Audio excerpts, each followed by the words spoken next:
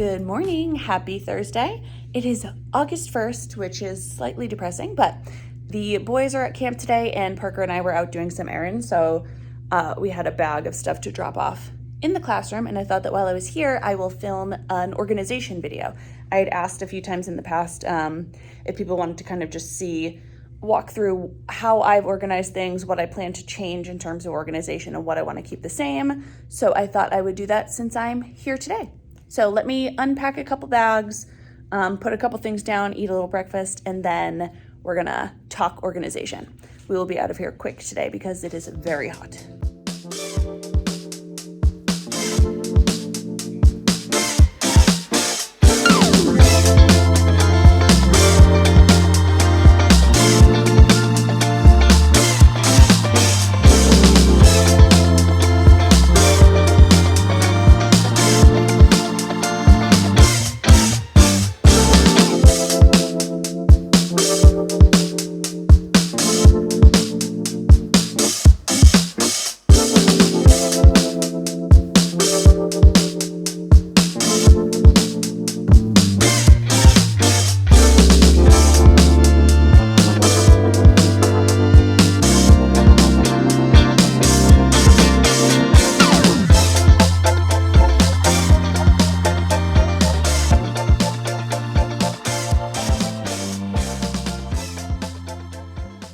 I just put a bunch of things away. I think the way I'm going to do this video is I'm just going to take you to kind of each section of the classroom and kind of show you what's there, what I have organized, what I want to work on organizing, and yeah, take it from there. That way, if there's any tips or ideas that you want to take or any suggestions you have for me, you can give them to me as you watch. All right, let's start in the back corner with my storage cabinet. Let's go there. All right, so if you watched my classroom setup last year, which was my first year, I actually purchased this on my own from Amazon. It was like $150.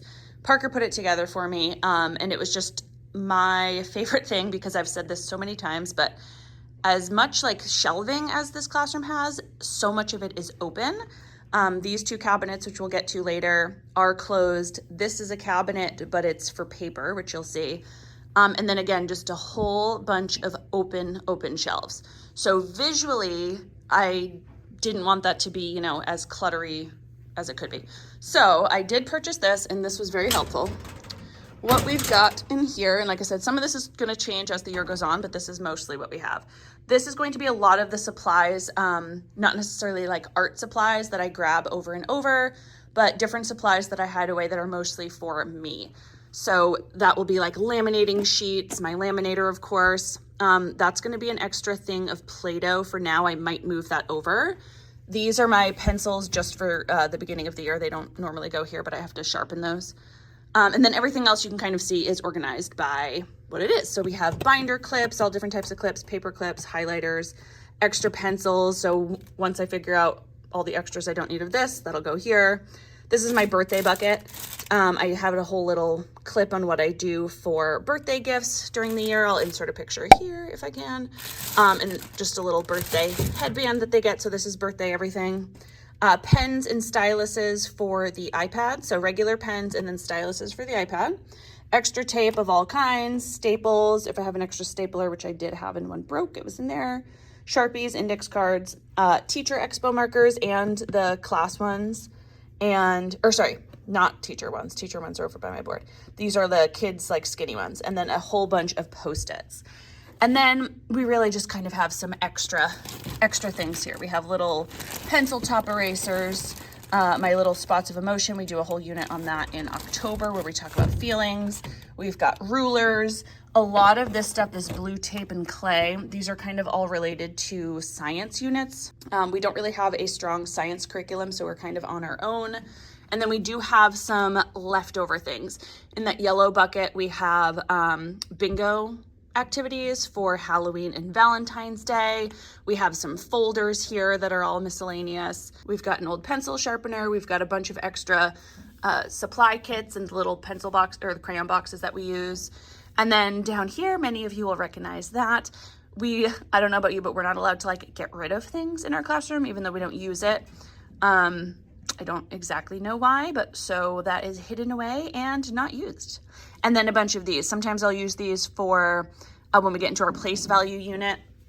We'll use each like student or pair of students will get a whole bunch of place value cubes that they can keep in here, that they will keep in like their desks for that unit. So I don't get to it just yet. And then what is this?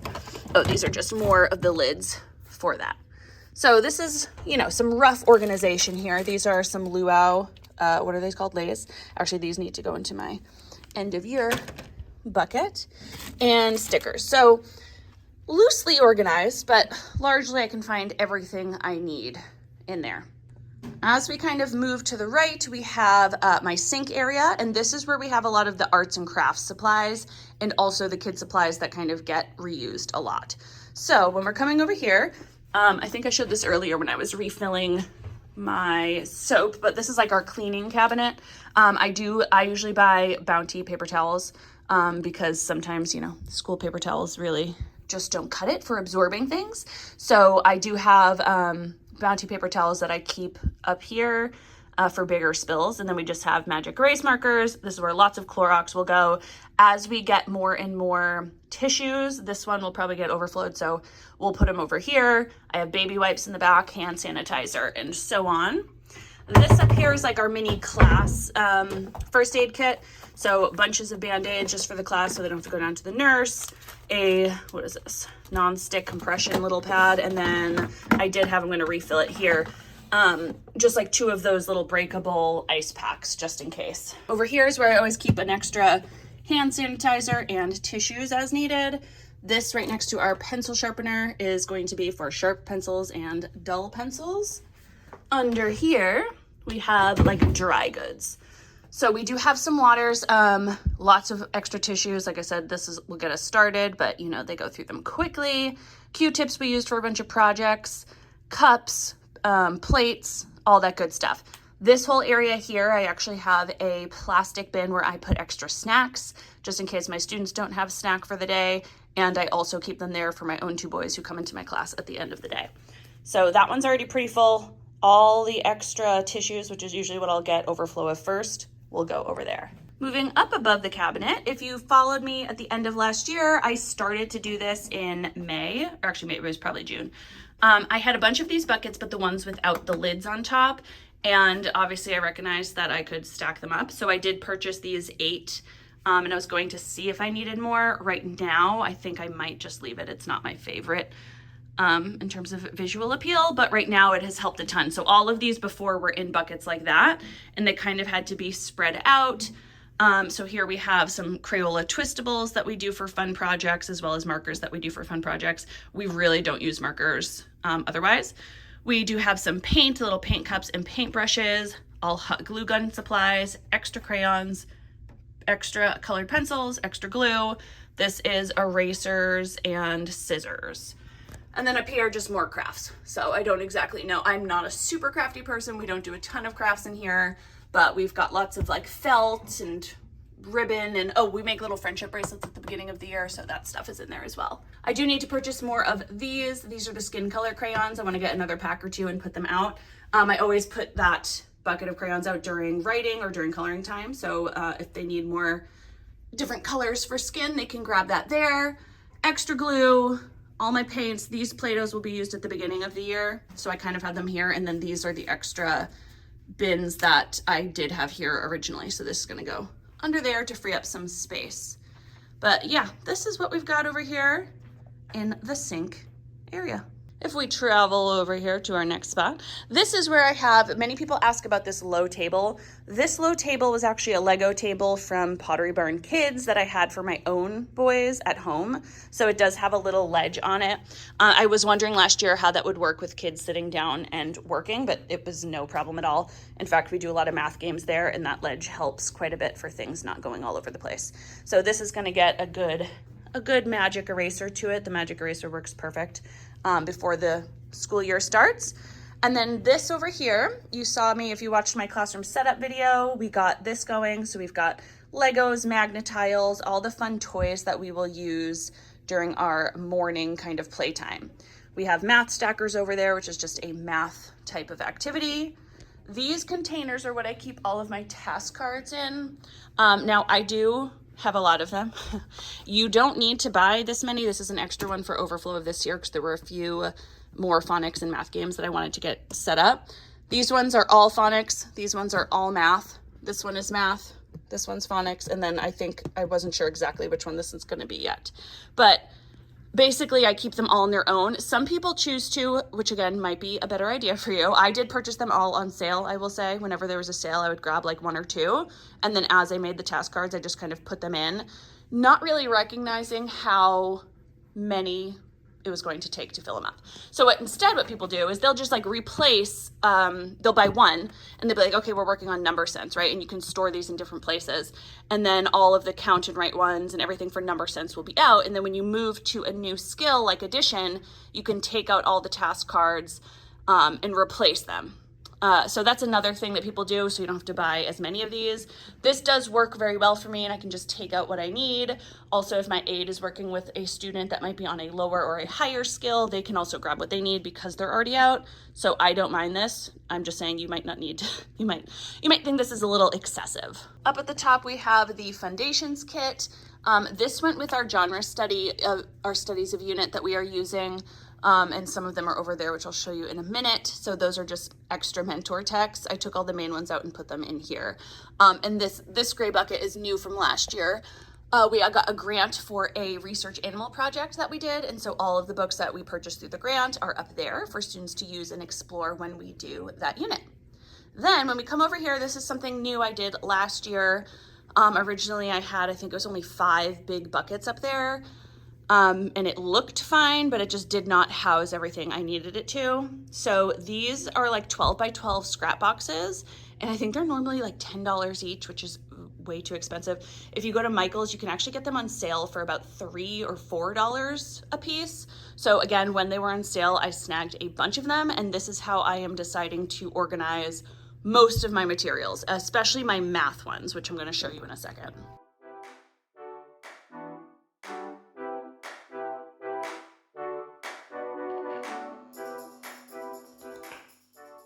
All right, I pulled down a couple just so you can see what types of things I store in here. So this one is my numbers to 20 unit. We actually separated by numbers to 10 and then numbers to 20, but I store them all in here because whenever I've made products, I always make it to 20. So first we have the number posters that I had made. Those were up there previously. And then basically inside, all of the materials, anything that's laminated, anything that I want to use over again will be in here. So we have some Find the Fish games that I play, whole group. These are for button jars, it's called. So they'll basically get, them and a partner will get one of these and they'll have beads or buttons and they have to fill up the button jar with that many buttons. This one is a mix and match game where they have the numbers 1 through 20 and then the number words 1 through 20. And they have to match it up and then build it. What else do we have? Some number bond sheets that we use, some number bond mats. Just anything that is, like I said, laminated and will be used again gets stored in here. So that way when I'm teaching that unit, I can just pull it down, help me plan, and has everything I need. And then I would just keep out this bucket during the unit and put it back when I don't need, or at least keep out the materials. Here's an example for the beginning of the year. In terms of seasonal buckets, I really don't have too many. I just have beginning of the year, end of the year, and then winter holidays. Again, this is just going to be things we will do towards the beginning of the year. These are some cooperative puzzles where students work together to put the puzzle together, and they have to do it like silently. First day of school pictures and all sorts of fun little stuff. Basically, again, anything you're going to keep and use year to year will go in here. Does not include like master copies of things. I'll show you where I put that. And then for each of our genre units, here's our procedural genre unit. Basically, and this will be going to be gone because we're going to adopt a brand new curriculum sometime soon for the next year. But for now, this is how it's stored. So this is our procedural writing unit. These are all the lessons that they came up with, and these are the mentor texts that go with them. So again, I can just pull it down as we need to. Okay, getting into these color-filled buckets back here. This is still an area that I am kind of working on in terms of figuring out what exactly I want to keep in here. Right now we have things like students' catch-up folders, which they will all get one at the beginning of the year. These are numbered. I labeled them all last year and they will be reused. Here are their writing folders that will be reused year to year. I kept their editing list in here, and then I also kept the stuff that is inside their writing folder. Their soundboard that they'll use, and all their heart words that they'll learn throughout the year. So this will stay in here. It'll get a new cover sheet with their name, but for right now, it stays in here. These are what will soon be their math kits as the year goes on. So as we really get into using a lot of manipulatives in our lessons, they'll get a math kit here with about 20 blocks and some dice that they can always just use when they take to a game. Here we have the plastic protective sheets when we're doing any sort of game. These are something I did not use at all last year. These were hand-me-downs from the teacher before me, and honestly, they're great. I didn't find a use for them yet, and I don't want to part with them because I'm not sure how I'll use them or if I'll use them or how I could use them. I already have book bins over here, but I know some teachers use these as like their little book bins. But again, I'm not ready to part with it just yet. Also, don't mind all the squeaking in the background. Parker's putting on all the name tags on the desks. Okay, so then we have more of the writing folders. There's another type of writing folder from Really Good Stuff. I mentioned this in my last video. I think I'm going to part ways with all of this. These are a bunch of dividers, or not part ways. I'm just going to remove it from here and maybe store it at my house. These are a bunch of dividers for these bins specifically, which I'm just not going to use at this moment.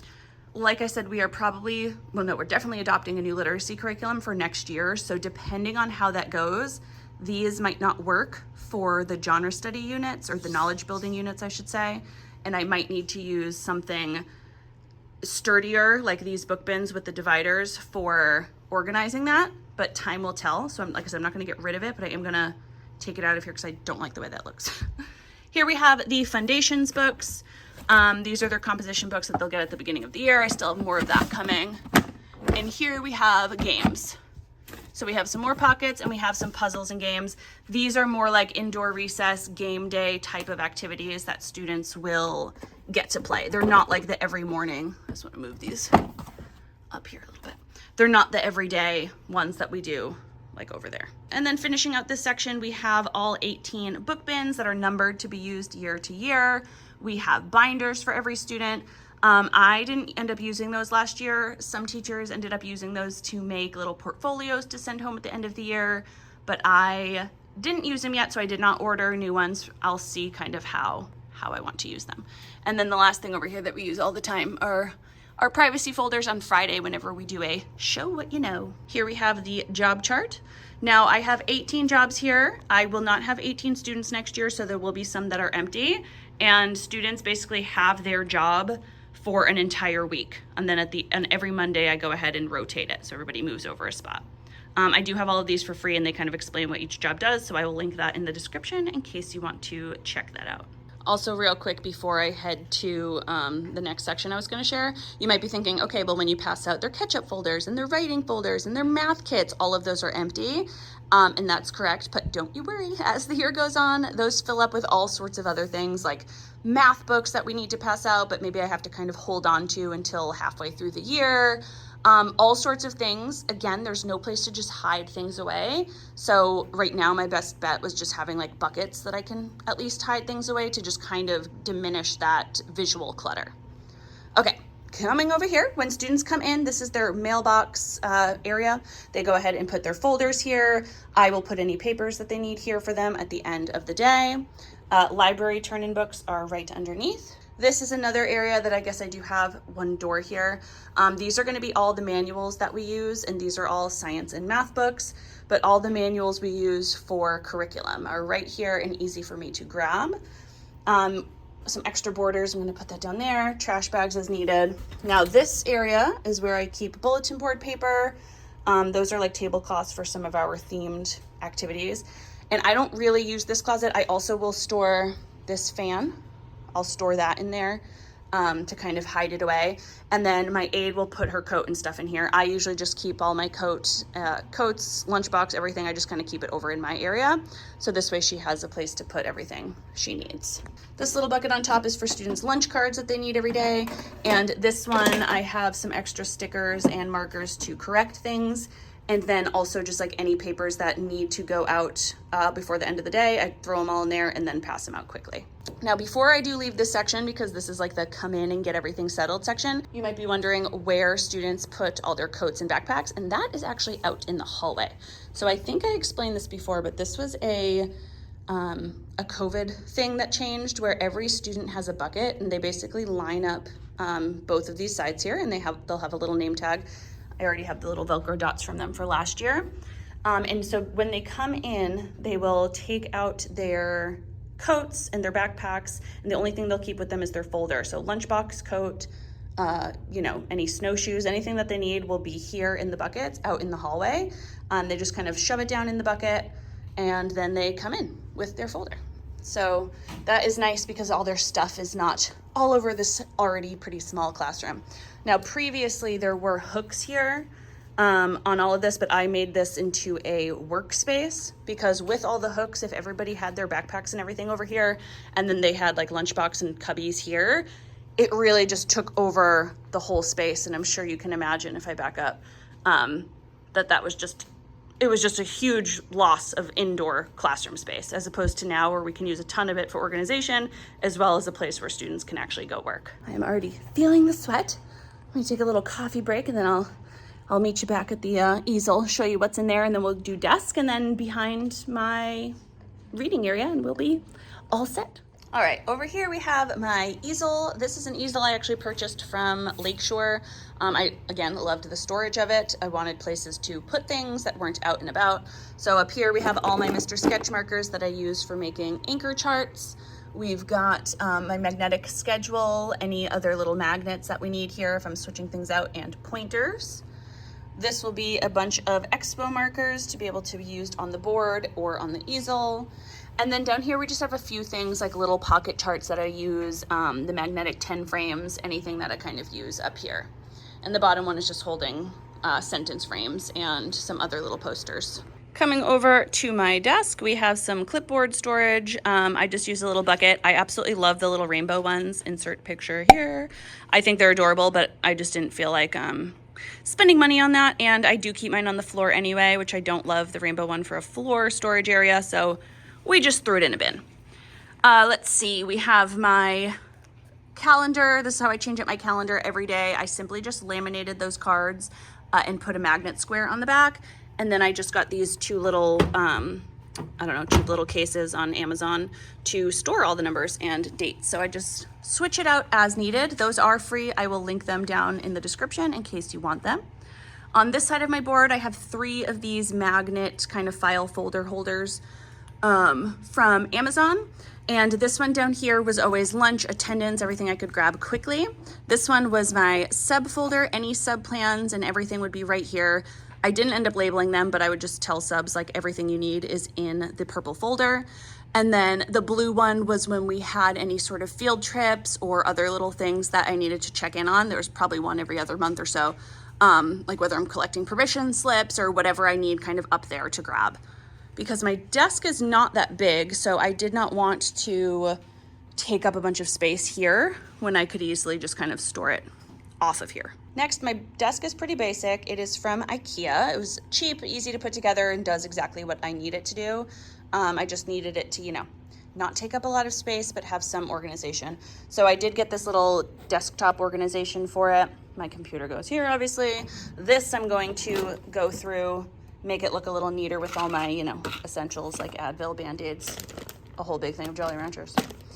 And yeah, over here, let's see, this one just had some shelves. And so I have my breathing ball back there that we use for everyday morning meeting. And then I have some mindfulness cards, and this is for our assessments that I just grab as needed.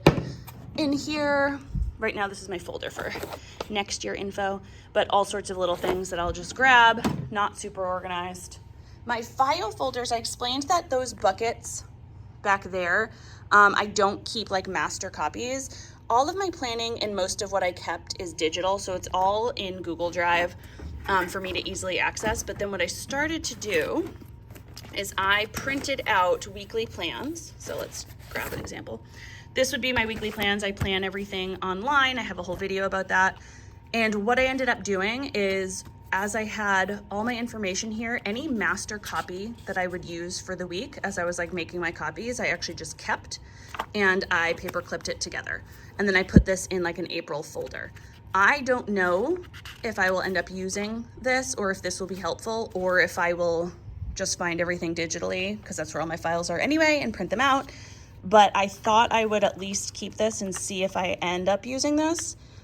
So this is like everything I used this week. So if I look through my plans, I'm thinking for next year, if I look through my plans and I'm like, oh, you know what? I'm going to use basically the same thing. I could just grab this out and make copies again. But we'll see. Unfortunately, I did not start that until January. So I will have to redo it for the beginning of the year. Again, I'll see if I end up using that at all. And the bottom one I think is actually just filled with nothing. A whole big bag of Smarties, some of the extra heartword cards that we'll use, an older computer, and that's a nothing drawer. We'll just close that. Following along the room, this is our little cozy book corner. Come and read a book with us with Elephant and Piggy. Really cute area. The kids absolutely loved it over here. I have them play games over here, not just read. Again, it's just a nice little space. I like creating learning spaces in the classroom. So this is one. My low table over there is a learning space. My back table is a learning space. My other back table is a learning space, usually with me. Once I have my big rug here, that's a learning space. And then actually, because I keep this space so big in the middle, I usually have like my rug is a learning space, but then also the carpeted area can be its own learning space. So I really like to spread things out as much as I can so I can have kids kind of going where they need to be a little quieter and not be as distracted. So these bins are not organized. I mean, they are, but very briefly and not for really too much of anything. These ones are all by type. So like this will be pizza and taco. This will be frog. This will be Henry and Mudge. They're slightly organized. Kids know really where to put them back unless they're getting a book from over there. And I don't actually really care where they put them back because it's just a bunch of fun picture books that they can go ahead and grab. These I said this last time, but I need to still put these out. This is going to be all back to school books. Nerdy Birdie is not included in that. Let me just move it because it drives me crazy every time I say it.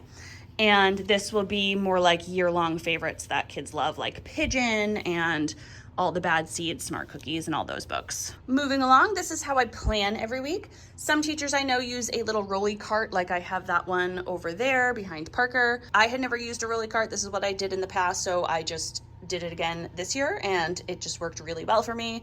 I like how it's easy to see. I can just grab what I need.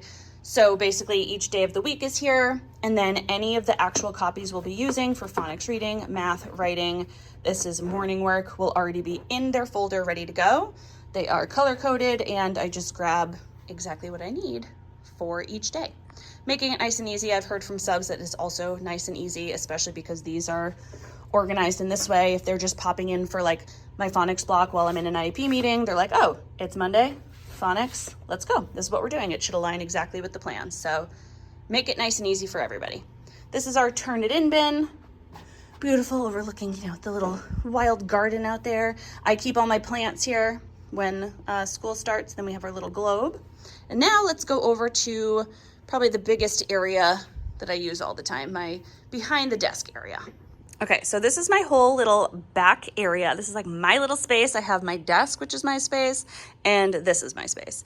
And I got these wobble stools from Lakeshore last year. I loved them. The kids loved them. They do wobble, but if students cannot use them properly, they lose them and they can sit on a regular black stool.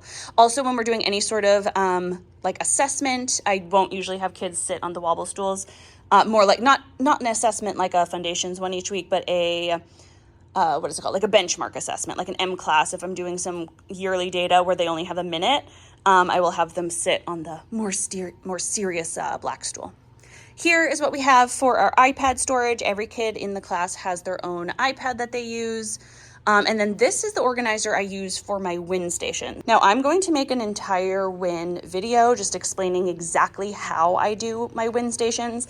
I made one for how I run my literacy centers and you guys really liked it. I kind of explained everything. But this one little tray organizer is how I organize and store basically everything for win. So I will explain that more in its separate video because that would be a whole long video. But this is how I organize everything. So when you watch that video, this is the organizer I'm talking about. And I always keep it under the smartboard with some other stuff. So that is where it's going to go. Okay, heading back here.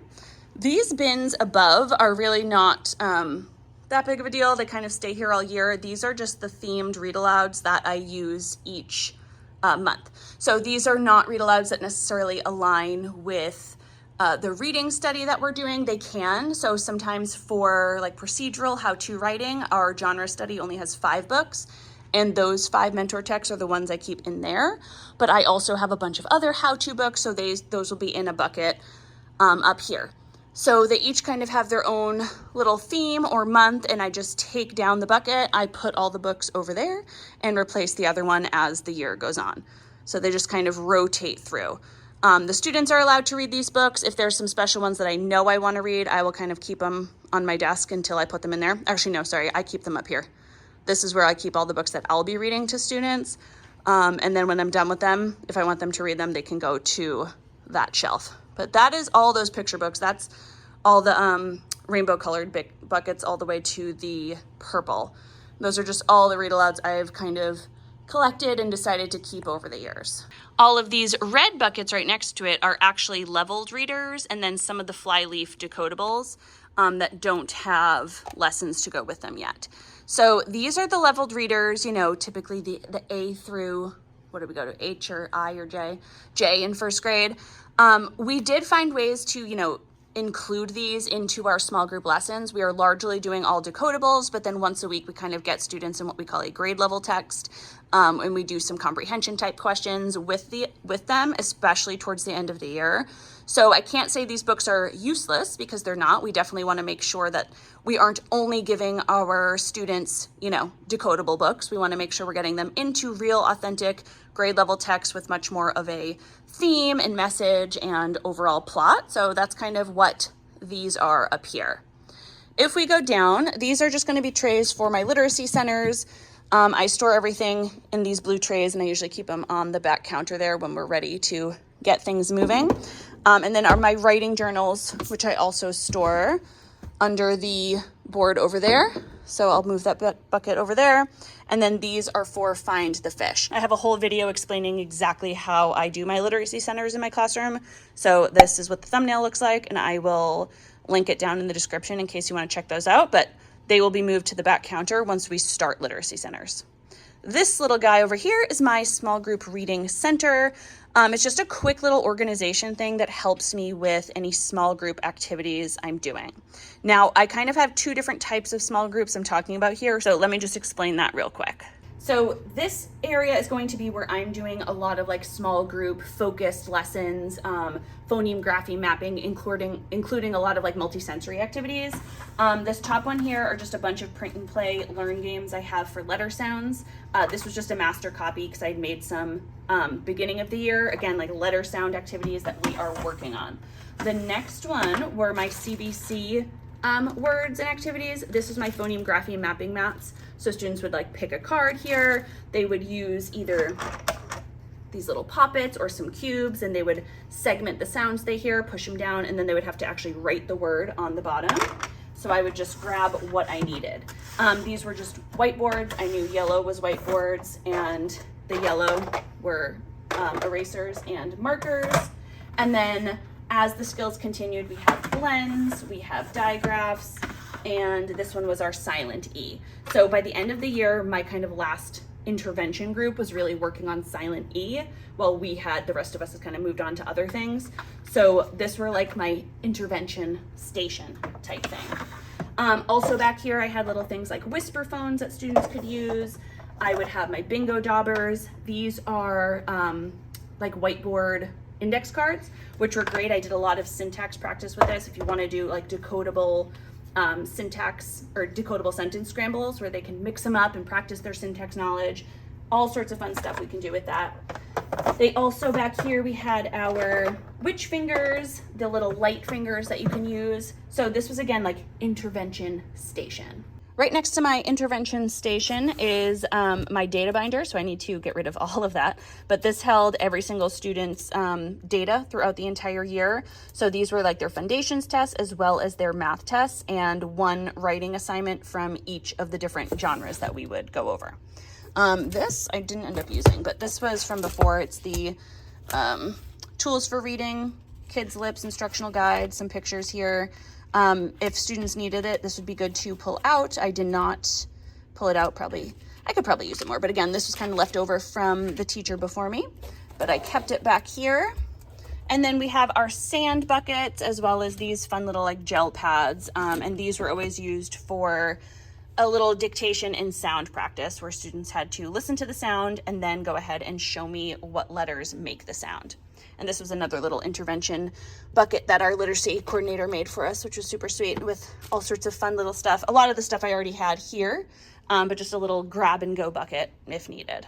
All right, back here we have all of the different units for my small group lessons. Now, like I said, this was what we call intervention station here. This is going to be the guided lessons that go along with every single decodable that we might use, and it aligns right now with the foundation skills. So I had mentioned in another video that I didn't want to label these yet, and I'm going to work on actually moving a lot of these over to black folders and just relabeling them, because right now they are in unit. Like this is unit 3 of foundations. That's how I marked it because we're talking about digraphs. This is unit 2, were CVC words. So instead of labeling it that way, I just wanted to say digraphs or CVC or, floss rule, whatever it happens to be. And then I will end up labeling it because we are going to get a new literacy curriculum. And I don't want, everything to permanently be foundations aligned. I just think it's going to be easier if it is skill aligned anyway. And then in here, I have a whole video explaining kind of what these lessons are. But this would go with Zach's bath. Here is the decodable book. This is the lesson. And then here are every single part of the lesson that we actually use with the students. So it is so nice and easy to be able to just sit in my chair, pull everybody over. I know we're working on, unit 3 or digraphs, and I would just grab one of them that they haven't done yet and get to work. This little rolly cart, it was left over from the teacher before me. It's kind of filled with a bunch of random stuff right now. This is not very organized, but we have, magnet squares, Velcro squares. What else do we have? Any clothespins that I need. Kind of random stuff like this. I feel like it kind of all goes together.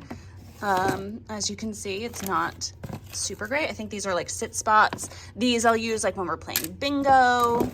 I don't even know what's in some of these drawers. Just some fun little things that I sometimes use and sometimes don't use, if I'm being honest. And then finally, as we make our way back around the classroom, we have the built-ins that were already here. So this one, I have 2 built-ins I told you that are kind of covered up that I can keep this way. This one right here is going to be all of the math supplies that we have and kind of like little Lakeshore games and manipulatives that I might need to grab. Now, it's not all my manipulatives. I'll show you that in a second. So if I take a close look under here, like I said, a lot of it is going to be some Lakeshore games or learning resources. We have, when we're doing 2D and 3D shapes, we have this activity. I bought last year a whole class set of Rec and Recs. They're just mini ones, and I love this for number sense. We have little numbers to 100s. I'm sure you're so used to all these little games. Like I said, from Lakeshore, from all sorts of other places. We have some extra spinners that we use, little double-sided counters. This bucket here is filled with a bunch of little card games. Here we have extra number lines, just all sorts of math-related materials. Moving over to the next one, we have more same type thing, but for literacy. So here is how I actually stored all of my little magnet tiles for foundations. If you use foundations, you'll know that we have magnet boards. They're in the back there, so I don't really want to take it out, but the magnet boards have all the little letter tiles, and we do word building. What I did is I actually got these little containers and I marked them by number for each student. And the boards themselves have every number, every letter, A through Z. But these have the digraphs, the glued sounds, the double letters, everything else that we kind of add onto it throughout the year. So that is how I store those. Here we have another kind of bin with the extra magnets. These are going to be kind of our tactile practice for when we are doing our 3-part drill. I use these all the time. They'll get added to students. We have the Foundations whiteboards, more of the Foundation students notebooks. They will be under there. All the little Foundation word cards. And then at the bottom, I don't know if you can see that, but then at the bottom we have a couple of those Lakeshore Learning Centers. I really don't use those often because I have so much over there. But I do have them just in case. They might be nice for a sub. And then a bunch of letter tiles and stamps that we can use for word building. Also, real quick before I close this one up, this is where I store all my sound wall cards. So these go up on the wall as we learn them. These are also free. I will link them in the description, but I just keep them under here in a bag, pull them out as we need them. And as we learn new skills, they go up on the board. In all of the blue buckets, we just have all of the manipulatives, like the main ones that we use throughout the year. All of the Unifix cubes, the base 10 blocks are back there, all the different types, 2D shapes, pattern blocks, 3D shapes, all different dice, money, linking cubes, all the fun stuff we just keep right here so it's easy to grab. And last but definitely not least is my paper cabinet. I told you I wish this wasn't here, but it is. And I guess it's for storing construction paper. So that is nice, I suppose. I have lots of places. This is organized by color and you just kind of pull them out. I use usually like a colored regular paper for Find the Fish, so it's not see-through, because white, you can kind of see the fish through it. But yeah, a whole bunch of colored paper ready to go. All right, the sweat is officially dripping. It is time to get out of here, but I did end up making it all the way around the classroom to kind of really show you how I organized everything. As things change, I'll definitely update you, but this is what I settled on working through it last year, and I'm very happy with it, so I'm going to stick with it. The only time I'll really need to switch something up is when we get that new literacy curriculum, and I'll have to figure out how I want to organize all of that. Also, I will take you along the process with me throughout the year as I organize that back corner and all of those new lessons. So I hope this video wasn't too boring for you. I hope it gave you some ideas, or at least, you know, a little peek inside my classroom to see kind of how I organize each section of my room. As always, I hope you found this video helpful. If you did, please give me a thumbs up so I know. Make sure you are subscribed to my channel and click that bell. That way you're notified of every new video. See you in the next one. Bye.